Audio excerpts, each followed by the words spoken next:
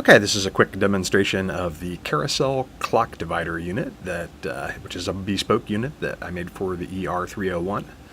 Just want to show you my general patch setup here. So I'm on my admin in the admin area, and I've got a global chain here set up, which is called clock CLK, and this is just it's a clock at 120 beats per minute, but it's multiplied by 24, so it's a very fast clock.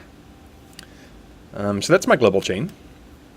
Down here on the channel chain going to the output, I've got two mixer channels, one set up with a kick drum sound, and the other set up with a hi-hat sound. So I'm going to go in here into the kick drum first, which is a raw player, and we'll go ahead and fire a gate so you can hear it.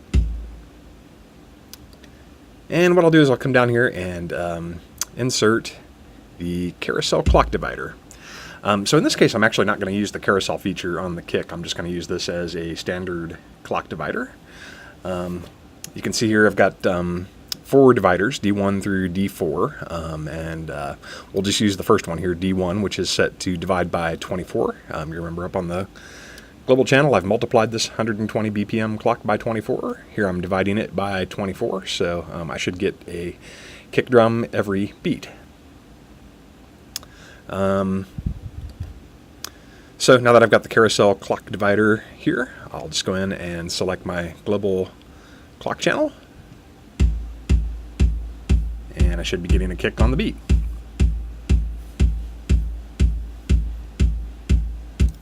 Okay, let's mute that channel for a second.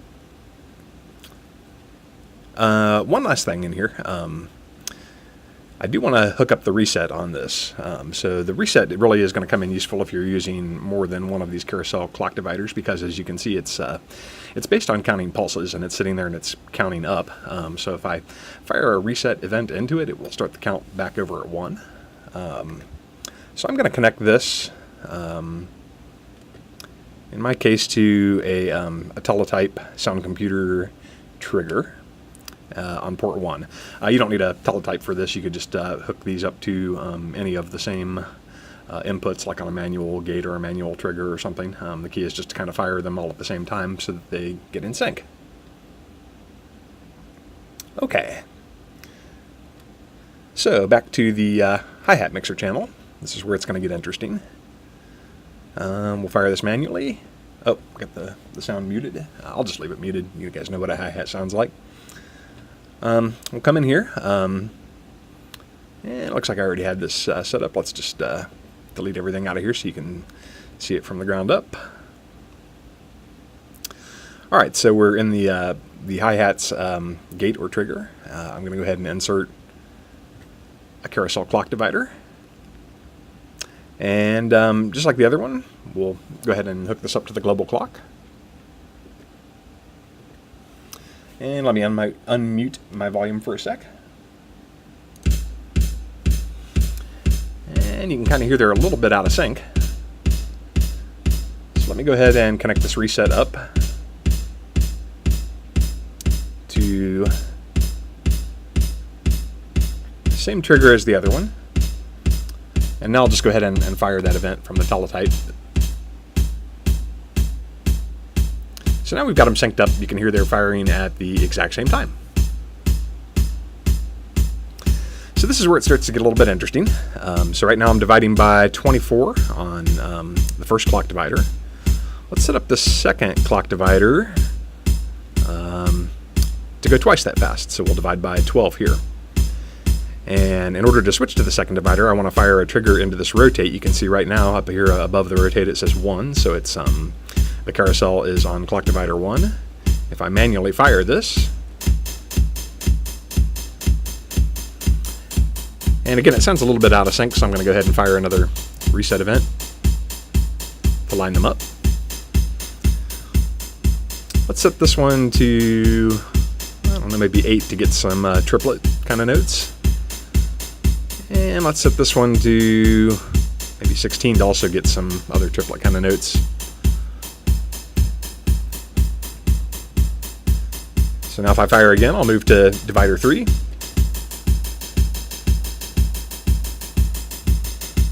And if I fire again, I'll move to divider 4. And again, back to divider 1.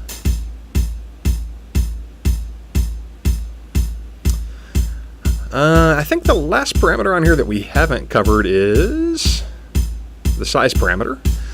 So this one just defines the size of the carousel. So there's 4 total clock dividers on here.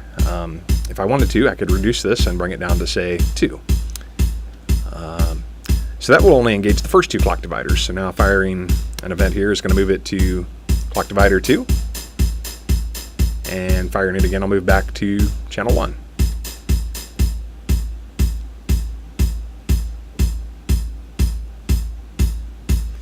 So let's bring the size back up to 4.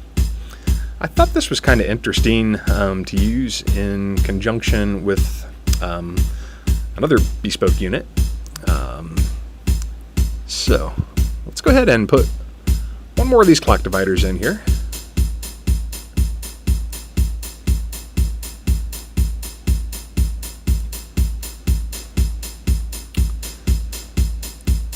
And let's also hook this up to the same global clock signal. So now it's switching every beat. So on the other end of this, let's come down here and insert a clocked random gate. And what we can do here is roll the probability down so that it maybe only changes around 20% of the time or so.